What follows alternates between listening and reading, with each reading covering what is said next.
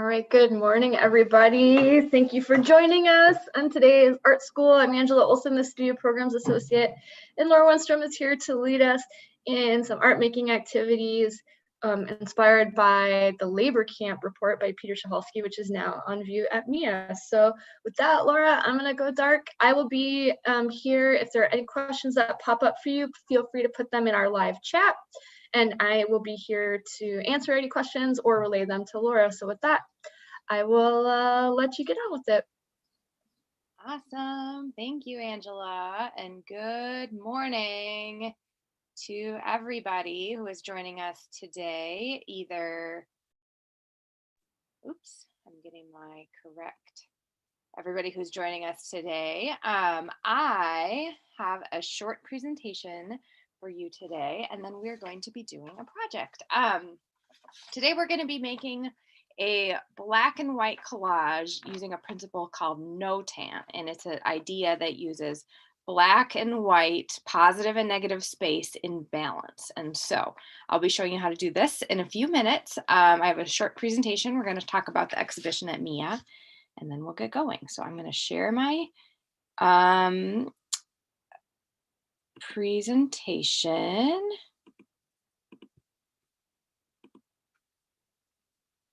Whoops, that's not what I wanted to show you. Okay, don't look at my really messy desktop. Okay, so let me know, Angela, if you cannot see the slides that I am sharing, please. Okay, so today we're going to be talking about an exhibition that is up at MIA by an artist named Peter Szalski, and the exhibition is called Labor Camp. And this artist created this artwork during the MIA, for MIA during COVID-19 when the shutdown first began almost about a year ago. And so we are going to be making an artwork inspired by that. And these are the materials that you're going to need. You're going to need a piece of white paper. You're going to need a piece of black paper, a scissors, a glue stick, and a pencil. So if you're watching this later on, you can pause and grab those materials. And then I'll remind you again when we need them. Before we get going, I'm going to tell you just a little bit about myself. I'm an artist and I live and work in Minneapolis, and I typically work with a lot of fabric and found materials, meaning that I find something that's not typically supposed to be used for art and I make it into art. I do a lot of quilting and fabric. I really love color. This is a printmaking piece that I did that was inspired by cellular structures, and I thought it was appropriate today because we're talking about black and white. And this is another sculptural installation using fabric and quilting. So I love art and I'm so excited to be sharing it with you today. So this exhibition by Peter Szalski is on view through September at MIA. You can go see it. It's free to go to MIA. You just have to register in advance. However, this is a really great exhibition to look at online because the images are real graphic. And this artist, Peter, lives in Minneapolis. And last year, at the end of March, when everybody went into lockdown during COVID, he began to make kind of a drawing every single day. And he shared them on Instagram. And he just kind of shared his life and his feelings about the pandemic. It was there's a lot going on in the world, and it was a way for him to share and record and archive his thoughts and feelings and all that was going on. And so in the end, there's 225 drawings created over the course of 8 months, and then new drawings he made every day, posted on Instagram. And it becomes kind of a record of what's going on. So if you go to the museum, you can see all of these drawings in the gallery, and they cover the walls almost like a wallpaper. And they're all about the same size, and they all use black and white. So black ink on a white background. So here's a few views.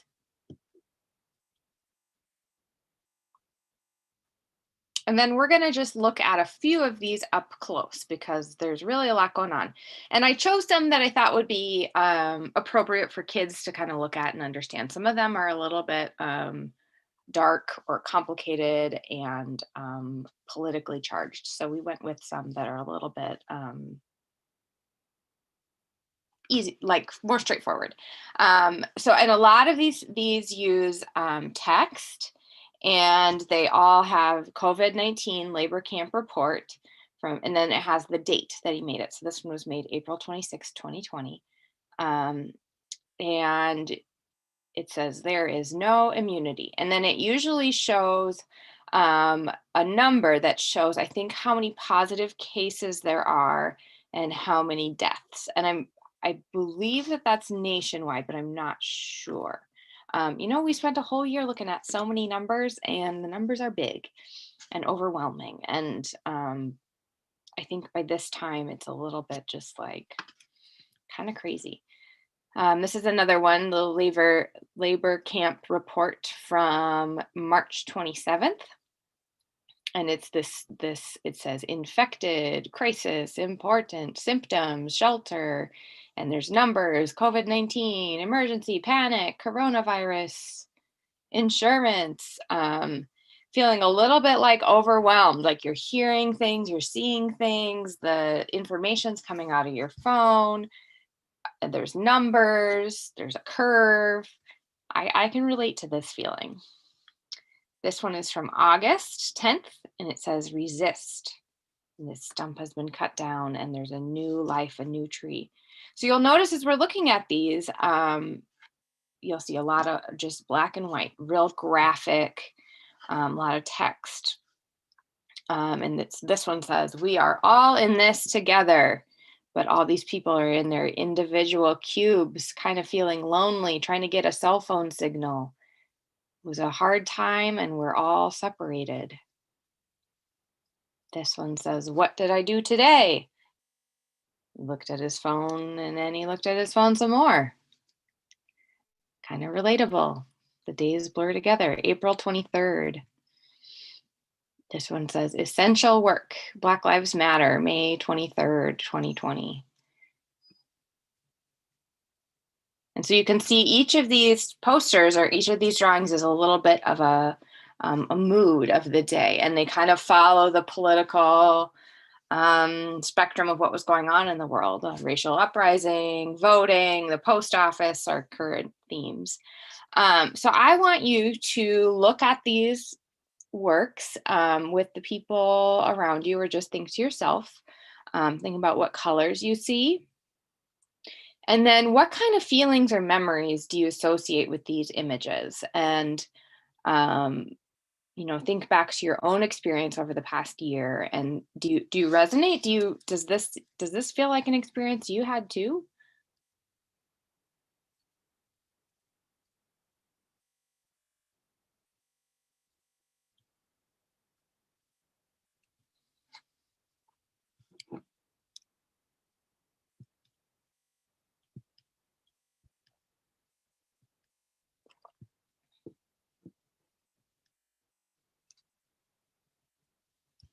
So we already talked about the colors in these works being just black and white. It's a really straightforward way to get a message across. They're easy to read. And I think a lot of the feelings in this work are feelings of kind of frustration, fear, loneliness, confusion, loneliness, lots of things that lots of people were feeling. So in this way that art can kind of, we can think, I felt that way too. I wasn't alone, or I'm not alone when I feel those things, because this artist felt that too. It's a way that we can kind of come together. So today our project is, we're going to be doing a project that's called a notan. And notan is a Japanese term which means light and dark harmony. And so it means the lightness and the darkness are working together. And a lot of times artists use a notan study to explore different arrangements of dark and light elements in a painting or a drawing or whatever, without having the distraction of other elements like color and texture. And so in art, one of the things we talk about when we create an artwork is the elements arranged on a page or a surface is called a composition.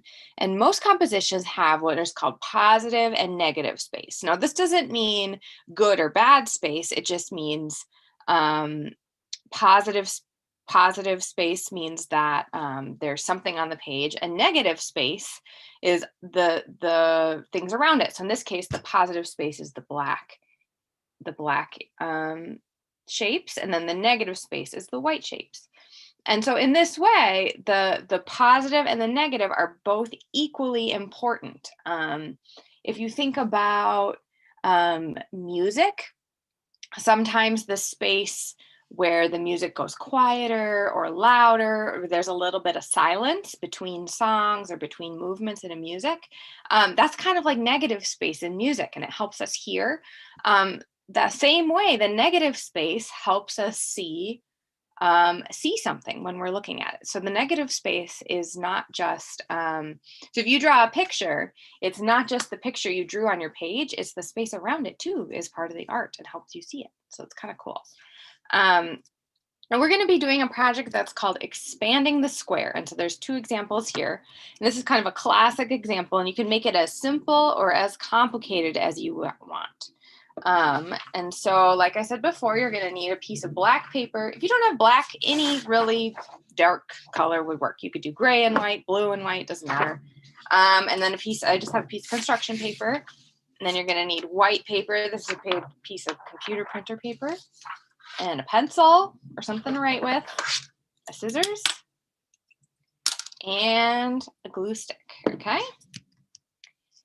So that's the little presentation, and then I'm gonna stop sharing my screen and we will continue on this screen. Okay, so the first thing we're gonna be doing is this project is called Expanding the Square. And the first thing we need to do is we need to make a square. Because if we expand this black paper onto the white paper, it will go off the page. So I'm going to show you a simple way to make a square. You could just cut a square out if you feel comfortable doing that. But I'm going to show you in kind of an easier way. I'm going to take my piece of paper, I'm going to just fold it in half and get it as accurate as possible.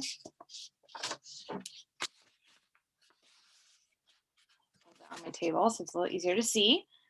And then you're going to take one corner and you're going to fold it. I'll fold it and then show you. Down like that, so it makes a triangle, okay? And then you're going to take your pencil and draw just along that edge right there. I'm going to do it on my table, and then I'll show you. And this is just showing us where we're going to cut, like that. You see my pencil line like that? I'm going to just open this up. Ta-da!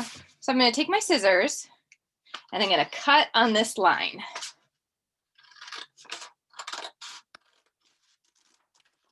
Ta-da!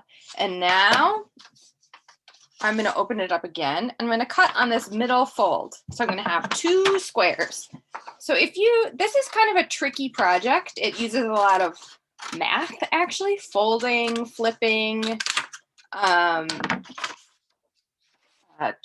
what's the word? If you flipping something, so it actually uses a lot of math. So if you make a mistake, ta-da, you have two. Okay, so the first thing you're gonna do, I'm gonna just go ahead and, I lost my tape. I have a messy desk today. Has that ever happened to you? I'm gonna use just a little piece of tape. You don't have to do this, but so you can see it.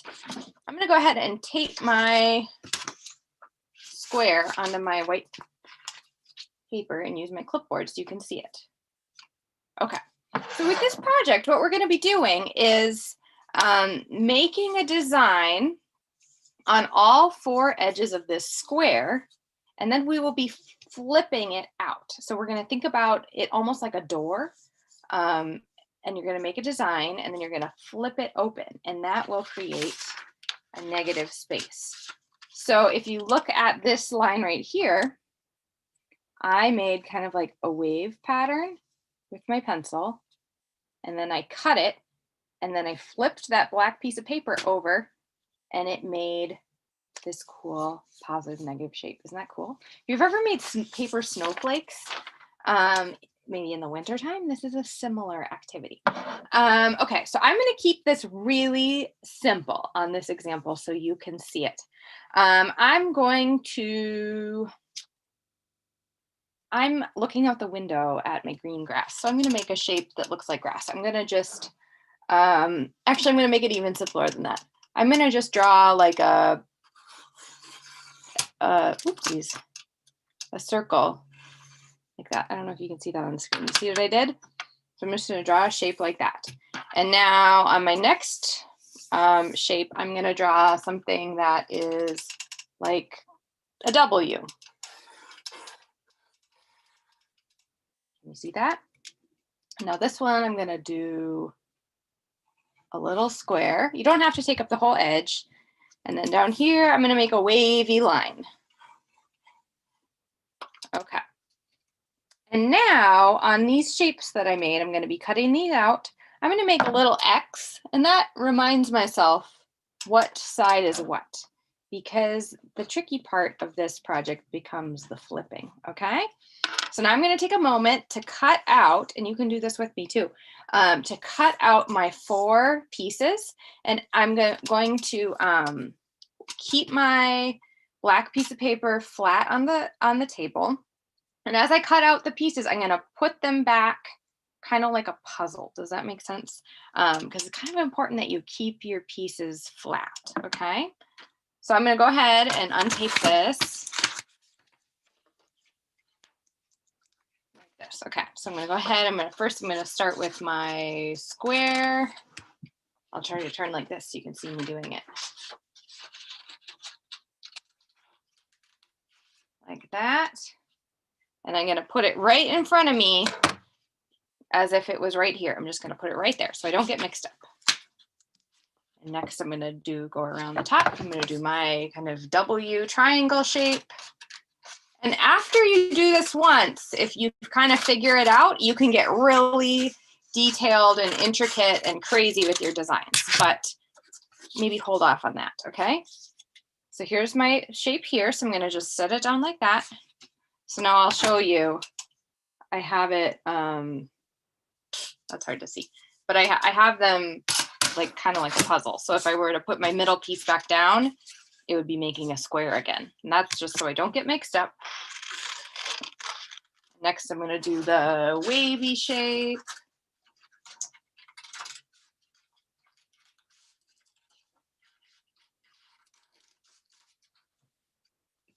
Like that. And then I'm going to do this one. This is that just half circle. Okay. So I have my 4 pieces like that. Whoops, I'm going to try to show you. And then I'm going to have my piece of paper just like that. See how it makes a kind of like a puzzle again? You're going to put your square back together, and then you're going to place it on your page so it's centered. And remember how we put X's on our shapes? The X's are going to come up towards you. Okay. So I'm going to go ahead and take my middle piece off, and I'm going to glue it down like this. And I'm going to try to remember which side is up. If you wanted to put an X on this one too, that would help you keep it up. So this looks kind of like a person or a starfish. It's interesting how when you see a shape, your brain automatically makes it want to think of something else. Okay, so it looks like that. Just my center is glued down right now, okay? And then what I'm going to do next is I'm going to take one of my pieces and I'm going to flip it. Not twist it, not rotate it, just flip it one time.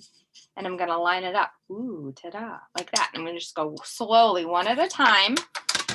And so this is the part where I had my piece that has an X. Now the X is going to get flipped and the X is going to get glue on it. So put your glue on the X side. And and then rotate it off like that. And if your shape goes off the page, it's okay. It's not a huge deal. So now I have this little wave thing. I'm going to do the same thing. I'm going to flip it over, and it's going to go like that. I'm going to go ahead and glue that.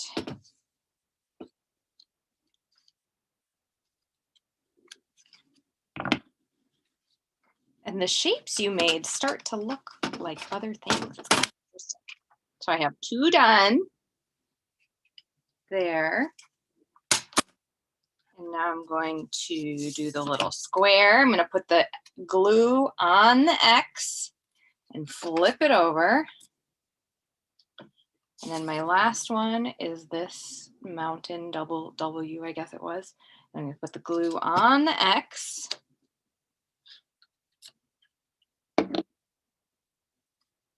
Whoops, oh, there we go. Okay. If you're using shapes that are kind of symmetrical, it's trickier. It's actually easier to use kind of wonky looking shapes. And there, ta-da, is my expanded square. You can see I didn't do a great job gluing it down. You can do a better job than me. I have all of my shapes have flipped, and they start to look like different things. I noticed that this one, you see the positive space here, the black, and the negative.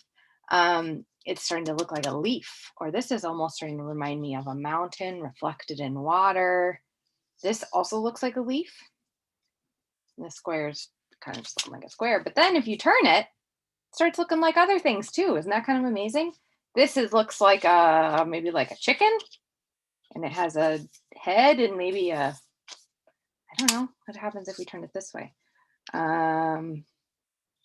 It looks different. So you can decide. The cool thing too is you could decide which side goes up on this piece. Now when I look at it this way, this is starting to look like a person. So one of the things I really like about this project is when you think about it going in, your shapes could totally change. I'll show you this other one I made. This one's a little bit more complicated. And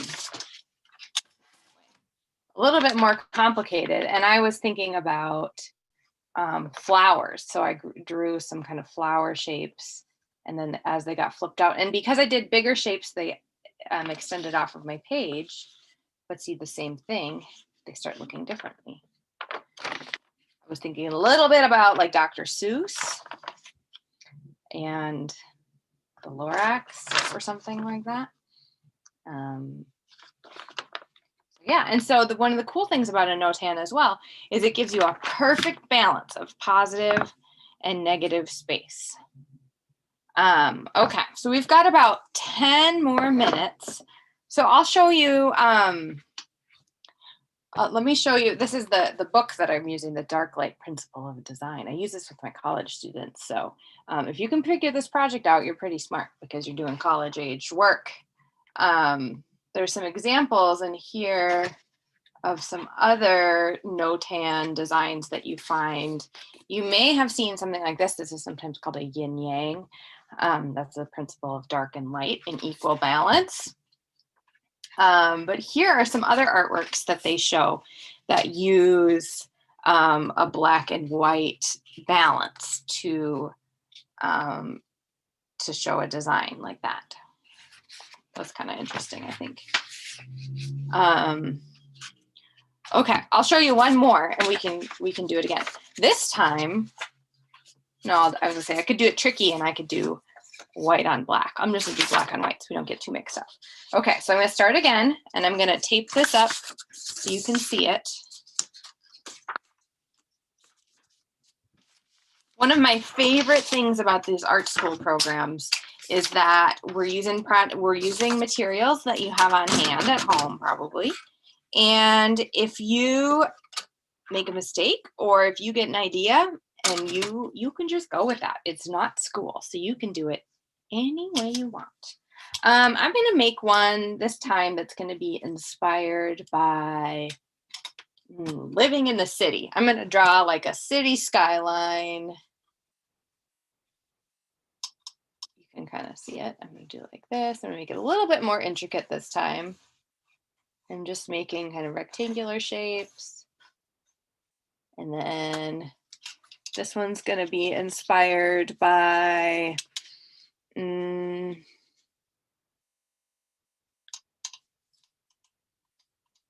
thinking too hard.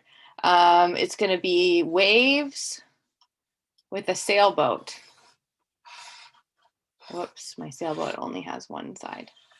I'm just trying to show you some other shapes. There's a silly looking sailboat. This one's going to be a giant wave. And then this one is going to be a person standing there, waving, hello. Like that, okay? And I'm going to go ahead and put X's on each of my shapes that I'm going to cut out. And I'm going to put an X on the center of my piece so I remember. I'll erase that later. And now you can watch me cut. Exciting. I'll start with my city.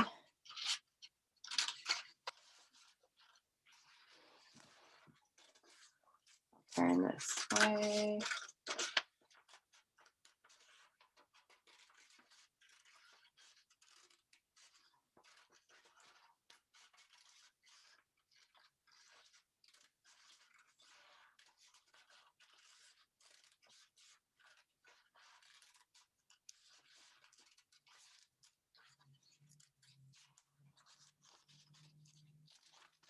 Okay, whoa, throwing things around. I've got my piece here, a little puzzle piece. I'm just going to go down there. I'm wondering if anybody spent any time during their lockdown, stay-at-home time, if anybody spent some time doing puzzles. I know lots of people did a lot of puzzles.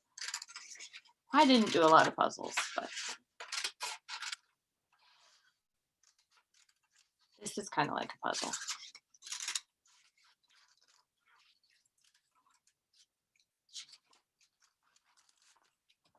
There's my sailboat picture.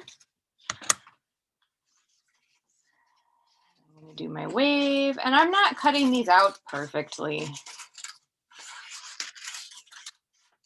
if you're not as good at cutting, I've had a lot of practice cutting. So if you're getting frustrated by your cutting, I would say stick to some simple shapes because it can still turn out really neat. And then last is my person.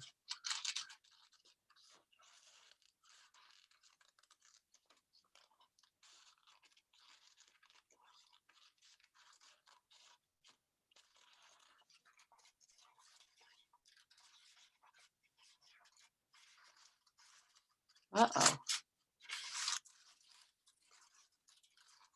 Okay. Oh, beautiful. Okay, so I've got it. There's my tape. I'll take that off. Got it laid out on my page, and I'm going to double check it with my center. I don't have to line it up perfectly. And then I'm going to glue it. It helps to kind of just do a little dab of glue the first time. And then once you know you've got it all right and you haven't made any mistakes, you can go back and glue down all those little extra corners. And the beauty of using a glue stick is it's not as messy if you do make a mistake. So I've got my city. I'm going to put my glue on the X side. And I'm going to line it up like that. Oops, it's going to go off the page a little bit.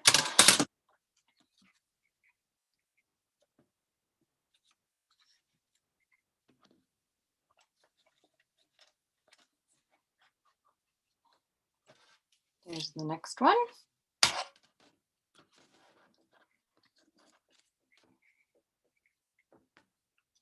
And if you are looking for inspiration, you can, if you Google the project Notan expanding the square, you can see really incredible project examples that other people have made. This is a pretty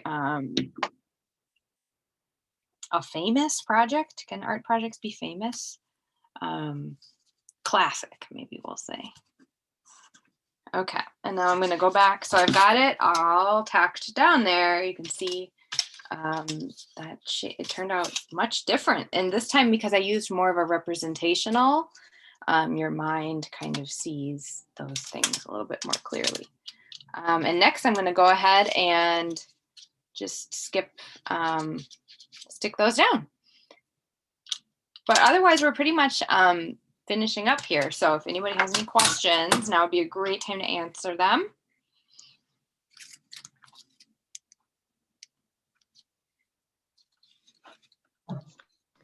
Not a lot of action in the chat going on, Laura, but we have a few people joining us and watching your project, but not a lot of action going on in the chat. So I can say that you can visit artsmia.org for a bunch of other different art projects that you can do from home.